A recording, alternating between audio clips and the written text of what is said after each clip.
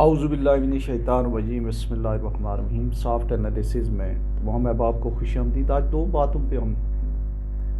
Point پہ ہم discuss کریں گے۔ ایک جو جسٹس مقبول باقر صاحب جو سندھ کے وزیر اعلیٰ ہیں، انہوں نے جو 20 ارب سے زائد کی ایک ڈونیشن دی ہے ایک این جی او کو، وہ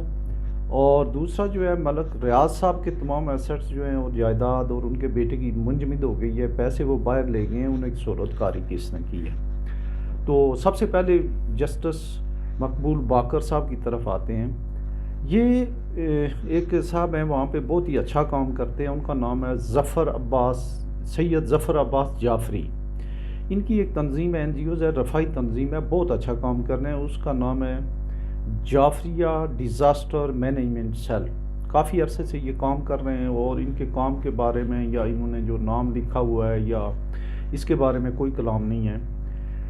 لیکن اس کے ساتھ ساتھ یہ جو آپ دیکھ رہے ہیں وہاں پہ ایک اور ہیں، ڈاکٹر ادیب الحسن کراچی میں، ڈاکٹر ادیب الحسن رضوی ہیں، ڈاکٹر باری خان ہیں، چیپا ہیں، سیلانی ہیں،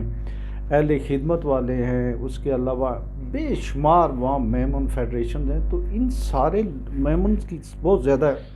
وہاں رفاہی تنظیمیں ہیں۔ تو سوال یہ پیدا ہوتا ہے کہ یہ نوازشات جو ہیں یہ صرف انہی پہ کیوں کی گئی ہیں،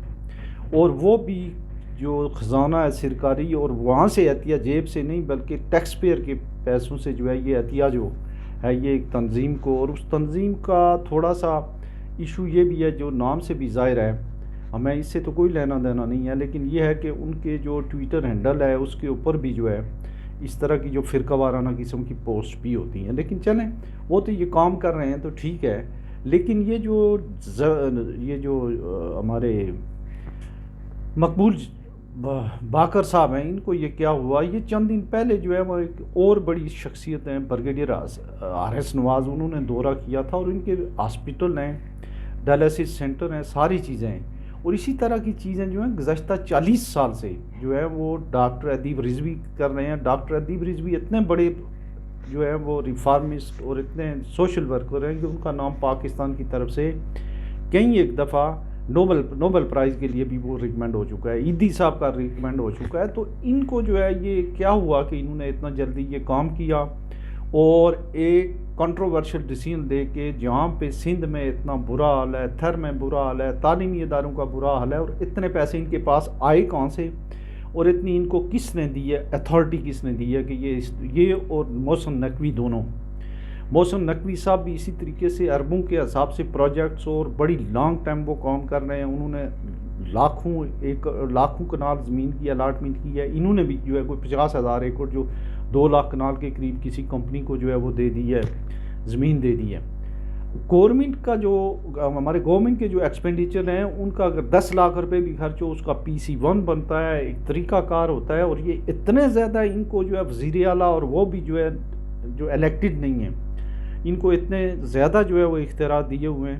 یہ بڑی حیران کن بات ہے کہ جس ملک میں جو ہے ایک پائی کے لیے جو ہے ملک جو ہے وہ ترس رہا ہے، پائی کے لیے پینشن اور تنخواہ کے لیے جو ہے ملازمین کے لیے پیسے نہیں ہیں، ہاسپٹل میں دوائیاں نہیں ہیں، اور اتنی لیوش قسم کی سپینڈنگ، اور شاید بغیر اتنے زیادہ بڑے اختیارات کے 2 لاکھ روپے، 2 ارب روپے 10 سال کے لیے انہوں نے کیا ہے، اور 2 ارب پر ایئر، مور دین 2 بلین پر ایئر جو ہے وہ اس کو ملے گا۔ تو یہ میرا خیال ہے بڑی جو ہے وہ قابل مذمت بات ہے کہ اگر کسی نے کرانا ہے، کسی نے این جی اوز یا رفاہی کام کرنا ہے، تو ان کے پاس اور بڑے ادارے اور بڑے طریقہ کار ہیں، وہ جیسے ادیب صاحب چلا رہے ہیں، عمران خان صاحب کا ہاسپٹل چل رہا ہے ڈونیشن سے، پیئر جو ہے وہ ٹیکس پیئر کے جو پیسے ہیں ان سے جو ہے یہ نہیں دیا جانا چاہیے تھا۔ البتہ میں نے یہ دیکھا، یہ جو دونوں وزیر اعلیٰ ہیں، یہ محسن نقوی اور مقبول باقر، یہ اگر کہیں ایران میں یا سعودی عرب جیسی کسی فرقہ وارانہ اسٹیٹ میں ہوتے تو ان کو وزیر اعلیٰ ہاؤس یا گورنر ہاؤس کے لان سے کسی نے نہیں گزرنے دینا تھا۔ یہ تو پاکستان ہے کہ یہاں پہ جو ہے کوئی ایسی نہیں ہے، وہ ایک قومیتی بیس کے اوپر جو ہے ایک جو ہے اتنے سینئر پوسٹوں پہ ان کو لے کے جاتے، اور یہ پھر اپنے عزیز و اقارب اور دوستوں کو اس بیس پہ نوازیں، بڑی قابل مذمت بات ہے۔ اور میں ظفر عباس صاحب سے بھی جو ہے وہ یہ کہوں گا کہ یہ آپ کے شایان نشان نہیں ہیں، آپ ٹھیک کام کر رہے ہیں، اچھا کام کر رہے ہیں، اور اس کو ٹرن ڈاؤن کریں، اور یہ ادروائز جو ہے یہ ایک بڑا مسئلہ آتے ہوئے جو ہے وہ یہ بنے گا ان کے لیے بھی، چونکہ جو ان کے ڈونرز ہیں ان میں زیادہ تر تو جو ہے وہ 80-90% تو اہل سنت کے لوگ اور بینیفیشری بھی وہی لوگ ہیں. چھوٹی موٹی بات ہو جاتی ہے تو اس سے انہیں جو ہے اپنے آپ کو علیحدہ کر دینا چاہیے میرا خیال ہے. تو دوسری بات جو ہے وہ زیادہ برننگ ہے، لیکن اس کو میڈیا اس لیے نہیں اچھال رہا ہے کہ ان کے بھی میڈیا کے بھی انٹرسٹ ہیں. گورنمنٹ کی جو انسٹیٹیوشن ہیں، عدالتیں، ججز سب کی وہ ہے ملک ریاض صاحب. اب کل 2-3 دفعہ ہوا، کل جو ہے فائنلی جو ہے ان کی پراپرٹی اٹیچ ہو گئی ہے، اکاؤنٹ اٹیچ ہو گئے ہیں. لیکن ان کے جو اکاؤنٹس ہیں، جو پراپرٹی ہے ان کے نام پہ، وہ پاکستان میں ہے ہی نہیں ہے. اس کو کسی طریقے سے وہ آخری خبریں آنے تک وہ ڈسپوز آف کر گئے ہیں. ڈسپوزل کے بعد جو ہے وہ اپنی پراپرٹی یہاں سے جو ہے وہ جیسے بھی انہوں نے بیچی، آنے پانے داموں پہ بیچی ہے یا انہوں نے مارکیٹ ریٹ پہ بیچی ہے، وہ پیسے باہر منتقل کر گئے. ان کے اوپر جو ایک پریشر تھا 190 ملین پاؤنڈ کا، عمران خان کے خلاف انہوں نے ایک بیان دینا تھا، اپروور بننا تھا. سنا ہے کہ جو عام طور پہ میڈیا جیسے رپورٹ کر رہا ہے کہ انہوں نے انکار کر دیا ہے، اور 460 بلین جو ہے وہ بھی پیسے دینے سے انکار ہو گئے ہیں، جو اصل بات ہے. تو جب آپ سپریم کورٹ کے آرڈر کے تحت یہ کریں، اور یہ پوری انہوں نے سسٹم کے تحت پہلے سپریم کورٹ کے ساتھ ملے، اعجاز الحسن، ثاقب نثار یا جو بھی لوگ تھے اس وقت جو ججز تھے، صحیح مجھے نہیں آتے ہیں نام مجھے، تو انہوں نے جو ہے وہ پیسے جو ہے وہ اس کے اکاؤنٹ میں حکومت سے مل کے ڈلوائے. اور یہ بڑا مضبوط کیس ہے عمران خان صاحب کے خلاف، یہ والا کیس جو ہے یہ. اور پھر جو ہے اب جو ہے وہ پیسے جو ہے 190 ملین تو واپس ہونے شروع ہو گئے، لیکن جو 460 بلین کی جو انہوں نے آدھا تیسرا حصہ جو ہے وہ سندھ کا اچھا جو ہے وہ جو کراچی کا بحریہ بنایا اس کے پیسے دینے کے لیے سے جو ہے وہ انکاری ہیں. تو جب ان کے اوپر تھوڑا پریشر ماؤنٹ ہوا ہے تو وہ یہاں سے کوچ کر گئے. انہوں نے اپنی جو جیسے کہہ رہے ہیں کہ جو پیسے جو رپورٹڈلی انہوں نے مالٹا میں، دبئی میں، جو انگلینڈ تو وہ جا نہیں سکتے ہیں دونوں، کہیں جرمنی اور اس طرح کی جگہوں پہ، مالدیپ ایسی جگہوں پہ جو ہے پیسے منتقل کیے. سوال یہ پیدا ہوتا ہے کہ اتنی سخت ترین چیکنگ کے باوجود پاکستان کے کیسے وہ پیسے باہر لگے ہنڈیا والا کے ذریعے اربوں ڈالر تو نہیں جا سکتے ہیں، یا شاید چلے گئے ہوں. جو یہ پچھلے دور میں جب ڈالر پہ بہت پریشر تھا تو ایک شبہ یہ کیا جا رہا ہے کہ شاید اس طرح سے ہو. اگر بینکنگ چینل سے گئے ہیں تو وہ تو پتہ چل جاتا ہے، اس کا نہیں ہے. لیکن اگر ہنڈیا والے کے ذریعے ملک ریاض اپنی پوری جائیداد بیچ کے یہاں سے پیسے باہر لے گیا ہے، تو ہمارے جتنے بھی ادارے ہیں، خواہ ریگولیٹر ہو، خواہ وہ اسٹیٹ بینک ہو، خواہ وہ بینکس ہوں، خواہ وہ ایف آئی ای ہو، یا دوسرے جتنے بھی ادارے ہیں، ان کے اوپر بڑا حرف آ رہا ہے. یہ اتنی بڑی رقم، اور وہ سارے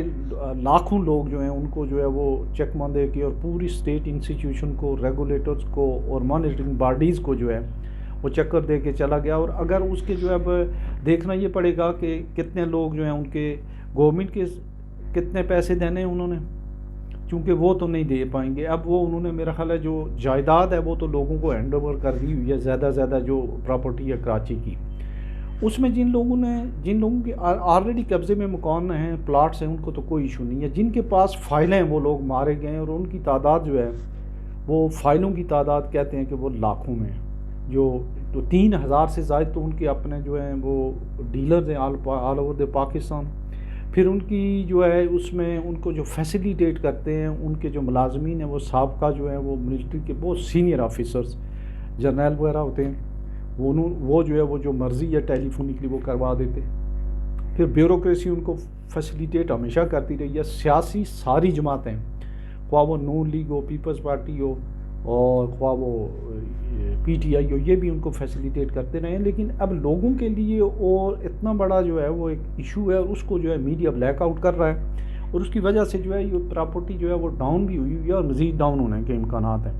تو اس بات کی ضرورت ہے کہ اس کے اوپر ایک سٹرن ایکشن لیا جائے، اور یہ دیکھا جائے کہ یہاں سے جو ہے کیسے ڈسپوزل ہوا ہے ان کی جو ہے وہ خربوں روپے کی جائیداد کا. اور اگر نہیں ہوا ہے تو پھر جو ہے جو ان کے جو کریڈیٹرز ہیں ان کی پیمنٹ ہونی چاہیے، اور جو جن کے پاس خالی فائلیں ہیں ان کا جو ہے مداوع ہونا چاہیے. اپنا بڑا خیال رکھیے گا. اللہ حافظ.